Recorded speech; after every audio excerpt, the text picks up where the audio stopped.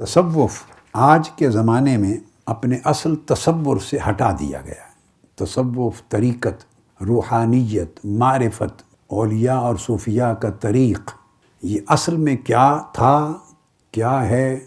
اور کیا ہونا چاہیے، ہم اس کی حقیقت کو کلیتاً بھول گئے۔ دیکھیں، میں زور دے رہا ہوں اس لفظ پر، کلیتاً بھول گئے، اور ہم نے تصوف کو، طریقت کو، روحانیت کو بالکل ایک نئی چیز بنا دیا ہے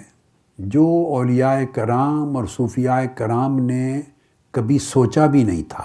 اور فرمایا بھی نہیں تھا اور لکھا بھی نہیں تھا، نہ اس کی تعلیم دی تھی، نہ اس پر عمل کیا تھا، نہ عمل کروایا تھا، نہ اس تصور کو آگے ہم تک پہنچایا تھا۔ وہ بزرگ ہستیاں، اکابر ہستیاں جنہوں نے تصوف کو روشناس کرایا، فقر کو، ارادت کو، روحانیت کو، ولایت کو سمجھایا، پریکٹس کیا، عملی نمونہ بنے اور ان کے ذریعے دنیا کے اندھیرے دور کیے، کائنات بدل ڈالی، لوگوں کی باطنی کایا پلٹ دی۔ وہ جو تصور انہوں نے عطا کیا تھا اس کو تصوف بھی کہتے تھے، ان کے طریق کو فقر بھی کہتے تھے، ان کے جو شاگرد اور تلامذہ ہوتے ان کو مرید بھی کہتے تھے، وہ خود ولی تھے، ان کا منصب ولایت تھا اور طریق ان کا فقر و تصوف تھا، اور ان سے نسبت رکھنے والے اور ان سے سیکھنے والے، فیض پانے والے، ارادت کا تعلق رکھتے انہیں مرید کہتے۔ مگر یہ چاروں چیزیں جو میں نے بیان کی، انہوں نے ان کا معنی، ان کا مفہوم، ان سے کیا مراد ہے، ان کی حقیقت کیا ہے اور کیا نہیں ہے، یہ واضح کر دی تھی بغیر شک و شبہ کے۔ اب زمانہ گزرتا گیا، بعد ازاں ان تمام تصورات میں ہم نے تبدیلیاں کر دی، ان کے دیے ہوئے تصورات کو ختم کرتے گئے، اور جو کچھ ہمارے دل و دماغ میں آیا ہم اس کو گھسیڑتے گئے۔ جو تصورات ہمیں پسند آئے، جو ہماری ضرورت تھے، یہ میرے جملے بڑی توجہ سے سمجھیں، وہ تصورات جو ہماری ضرورت تھے، ہماری سے مراد پچھلے ان زمانوں کے لوگوں کی ضرورت تھے، یا ان کی معاشی حاجت تھی، یا ان کی کاروباری ضرورت تھی، یا دنیاوی مفاد کا کوئی تقاضا تھا، کسی بھی وجہ سے، خواہ دنیاوی، یعنی کچھ لوگوں نے دنیاوی مفاد کو پورا کرنے کے لیے، کچھ لوگوں نے اپنی کاروباری ضرورت کو پورا کرنے کے لیے، کچھ لوگوں نے اپنی معاشی حاجت کو پورا کرنے کے لیے نئے تصورات داخل کر دیے، اور اصل تصورات جو اولیاء اور صوفیاء کرام نے دیے تھے ان کو اس دائرے سے نکالتے چلے گئے، بھلاتے چلے گئے، لوگوں کے ذہنوں سے، دل و دماغ سے محو کرتے چلے گئے، اور اب وہ وقت آ گیا کہ اصل مٹا دی گئی ہے، ہٹا دی گئی ہے، اور نقل اس کی جگہ لکھ دی گئی اور ذہنوں میں جما دی گئی۔ اور نقل یعنی ہماری اپنی گھڑی ہوئی تعبیر، ہماری اپنی وضع کردہ تعبیر، جس کی نہ کوئی اصل ہے نہ حقیقت ہے، جس میں کوئی سچائی نہیں، کوئی دلیل نہیں، کوئی سند نہیں، جس کی تعلیم نہ حضور سیدنا غوث العظم رضی اللہ تعالیٰ عنہ نے دی، نہ حضرت خواجہ غریب نواز سیدنا معین الدین چشتی اجمیری رضی اللہ تعالیٰ عنہ نے دی، نہ حضرت شاہ نقشبند رضی اللہ تعالیٰ عنہ نے دی، نہ حضرت شیخ شہاب الدین سہروردی نے دی، نہ حضرت بابا فرید الدین گنج شکر نے دی وہ تعلیم، نہ حضرت خواجہ نظام الدین اولیاء نے وہ تعلیم دی۔ الغرض آپ مختلف اکابر اولیاء اللہ کے نام گنتے چلے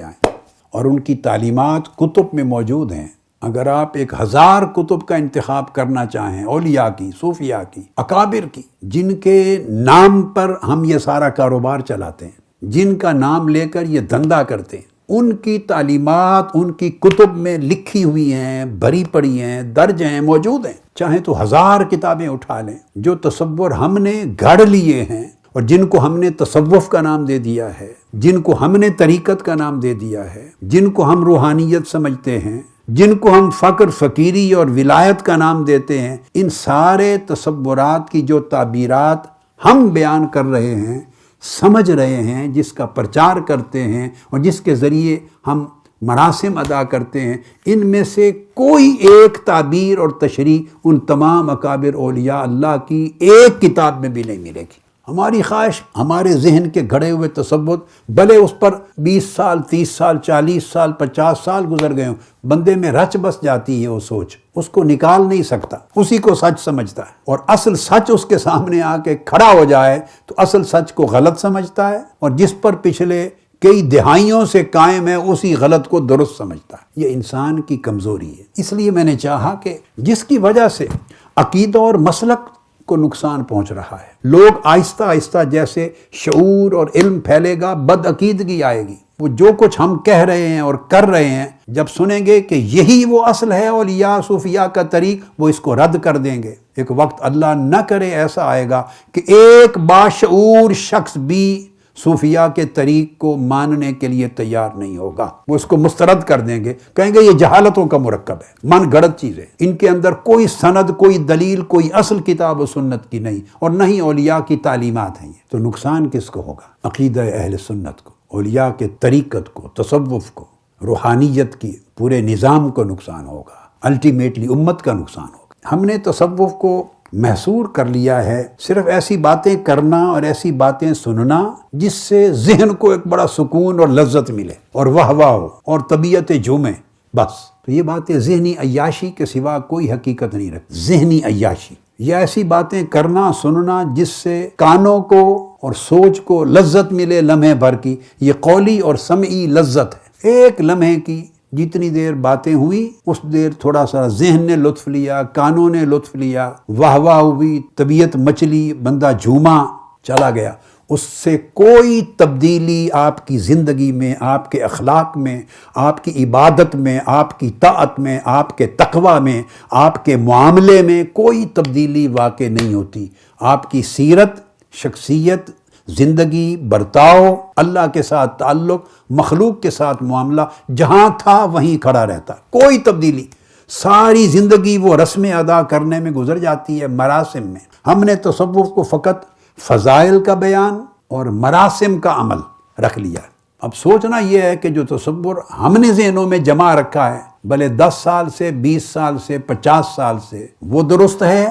یا جو حضور سیدنا غوث العظم رضی اللہ تعالیٰ عنہ فرما رہے ہیں وہ درست ہے۔ بس یہ پیمانہ ہے، اس کا فرق کرنا ہے۔ بہت بڑی تبدیلی ذہنوں میں لانے میں مشکل تو آتی ہے، مشکل آتی ہے، مگر حق کی اگر پہچان ہو جائے کہ حضور سیدنا غوث العظم رضی اللہ تعالیٰ عنہ کا نام لے کر ہی تو دکان چلاتے ہیں نا، حضور خواجہ غریب نواز کا نام لے کر بھی تو کام کرتے ہیں نا، دکان چلاتے ہیں، حضور داتا گنج بخش علی حجویری رضی اللہ تعالیٰ عنہ انہی کا نام لے کر ہی تو اپنا سودا بیچتے ہیں نا۔ تصوف کا ہے، طریقت کا ہے، روحانیت کا ہے، فقر کا ہے، جو کچھ بھی ہے، تعلیم دیتے ہیں، انہی کا نام لیتے ہیں۔ تو جن کا نام لیتے ہیں انہی سے سنیں کہ وہ خود کیا فرماتے ہیں، بات سمجھ میں آتی ہے۔ اب حضور سیدنا غوث العظم رضی اللہ تعالیٰ عنہ فرماتے ہیں کہ مرید کون ہوتا ہے، اس کی تعریف کیا ہے اور ارادت کیا ہے۔ ارادہ، مرید ارادہ سے ہے۔ مرید کا معنی ہے ارادہ کرنے والا۔ ارادہ کرنے سے بندہ مرید بنتا ہے۔ جو شخص بھی ارادہ کرتا ہے اس کو عربی میں مرید کہیں گے۔ اگر ارادہ نہیں ہوگا تو وہ مرید نہیں ہوگا۔ اب وہ ارادہ کیا ہے جو ایک انسان کو مرید بناتا ہے، اس کی تعریف حضور سیدنا غوث العظم رضی اللہ تعالیٰ عنہ فرماتے ہیں۔ پہلا جملہ جس میں آپ نے ارادت اور مریدی کی تعریف دے دی، پہلا جملہ آپ کے باپ فرماتے ہیں کہ بندہ جس عادت پر پہلے ہو اپنی زندگی میں، جس عادت پر پہلے ہو، اس عادت کو ترک کر دینے والا مرید کہلاتا ہے۔ بس یہ معنی ہے مرید کا، اپنی عادت کو ترک کرنے والا، اور آگے اور اللہ کا ارادہ کر لینے والا، اس کو مرید کہتے ہیں۔ یعنی میری عادت تھی زیادہ کھانا، تو زیادہ کھانے کی عادت کو ترک کر دینا اور کم کھانا شروع کر دینا کہ اللہ اور اللہ کے رسول نے یوں پسند فرمایا ہے۔ اگر آپ کی عادت تھی زیادہ سونا تو زیادہ سونے کی عادت کو ترک کر دینا اور کم سونا نیند کے غلبے کے وقت اللہ رسول نے یہ فرمایا ہے، تو اس کا ارادہ کر لیا۔ آپ کی عادت تھی بہت زیادہ بولنا، گپ مارنا، بولنے میں احتیاط نہ کرنا، بولنا کم کر دینا اور ہر لفظ احتیاط کے ساتھ منہ سے نکالنا، یہ ترک عادت ہے۔ آپ کی عادت تھی غیبت کرنا، چغلی کرنا، حقد کرنا، بغض رکھنا، اناد رکھنا، تکبر کرنا، دل میں میل کچیل رکھنا، معاملات اچھے نہ کرنا، دھوکہ دہی کرنا، دنیا طلبی کرنا، یہ ساری عادات تھی۔ ہر ایک عادت کو چھوڑ دینا اللہ کے امر کی وجہ سے کہ اللہ کو ناپسند ہے، اللہ کے رسول کو ناپسند ہے، اس کی رضا کے لیے یہ ساری عادتیں ترک کر دینے کو مریدی کہتے ہیں۔ یہ ارادت ہے، اور ایسا کرنے والا جو عادت کو ترک کرتا ہے وہ حضور غوث پاک رضی اللہ تعالیٰ عنہ کے نگاہ میں اس کو مرید کہتے ہیں۔ اب مجھے آپ ایمانداری سے بتائیں، یہ تعریف مرید کی جو حضور سیدنا غوث العظم رضی اللہ تعالیٰ عنہ نے بیان کی، آج روئے زمین پر یہ تعریف کہیں ایگزسٹ کرتی ہے؟ بتائیں۔ سارے لوگ مرید مرید بولتے ہیں، مگر کسی کو پتہ ہے کہ مرید ہونے کا معنی یہ ہے، یا کوئی بتاتا ہے کہ مرید اس شخص کو کہتے ہیں؟ تو ہمارے ہاں مرید کا جو تصور ہے اس کا حضور غوث العظم رضی اللہ تعالیٰ عنہ سے کوئی تعلق واسطہ نہیں، حضور داتا گنج بخش حجویری رضی اللہ تعالیٰ عنہ سے کوئی واسطہ نہیں، حضور خواجہ غریب نواز معین الدین چشتی اجمیری رضی اللہ تعالیٰ عنہ سے کوئی واسطہ نہیں، حضرت شاہ نقشبند خواجہ بہاؤالدین نقشبند رضی اللہ تعالیٰ عنہ، الغرض جتنے اولیاء ہیں، اکابر ہیں، ائمہ تصوف، فقر اور ولایت کے ائمہ ہیں، ان سے کوئی تعلق نہیں اس مریدی کے تصور کی جو ہمارے ہاں پایا جاتا۔ آپ پوچھیں گے کہ یہ تصور بدل کے کیسے آ گیا ہمارے ہاں؟ جواب میں پہلے دے چکا ہوں۔ معاشی حاجت، کئی لوگوں کی کاروباری ضرورت، دنیاوی مفاد، دھندا، بس اس تصور سے دھندا نہیں چلتا کہ آپ اگر عادت ترک کر دیں اللہ کی رضا کے لیے اور اپنا ارادہ عادت کے ترک کرنے پر جما دیں تو اس کام سے کسی کا کاروبار نہیں چلتا، کسی کی دکان نہیں چلتی، کسی کا دھندا نہیں چلتا، لہٰذا اس تصور سے ہٹا دیا گیا۔ آگے حضور سیدنا غوث العظم رضی اللہ تعالیٰ عنہ اس کے بعد ارشاد فرماتے ہیں، اسی کے بعد اگلا جملہ میں ایک لفظ بھی درمیان میں قطع نہیں کر رہا ہوں، فرماتے ہیں وَتَحْقِيقُهَا نہود القلب فی طلب الحق وترک ما سواه۔ تو جب بندہ مرید بنتا ہے اور ارادت اس کے اندر پیدا ہوتی ہے تو یہ پختہ تب ہوتی ہے ارادت یا مریدی پختہ تب ہوتی ہے کہ اس کا دل اللہ کی طلب میں کھڑا ہو جائے اور جم جائے، اس کا دل غفلت سے نکل آئے، بیدار ہو جائے، کھڑا ہو جائے، عزم اور ارادہ کر کے، اللہ کا ارادہ کر کے کھڑا ہو جائے اور جم جائے اور پختہ ہو جائے، وہ ترک ما سواہ، اور فیصلہ کر لے کہ جو چیز میرے مولا کو، میرے اللہ کو منظور نہیں میں نے وہ چھوڑ دی، جو میرے اللہ کو پسند نہیں میں نے چھوڑ دی، جو میرے اللہ سے دور کرتی ہے میں نے وہ عادت چھوڑ دی، وہ کام چھوڑ دیا، وہ فعل چھوڑ دیا، وہ عمل چھوڑ دیا، وہ طور طریقہ چھوڑ دیا جو اللہ کو ناراض کرتا ہے، جو مجھے اللہ سے دور کرتا ہے، جو مجھے اللہ کی معرفت میں رکاوٹ بنتا ہے، جس سے اللہ نے منع کر دیا، نہیں آ گئی۔ تو ہر اس چیز کو جو اللہ کی غیر ہے اس کو چھوڑ دینا، ترک کر دینا، اور اس میں دل کو جما لینا اللہ کی رضا کے لیے، یہ ارادت ہے، اور جو بندہ یہ کر لے اس کو مرید کہتے ہیں۔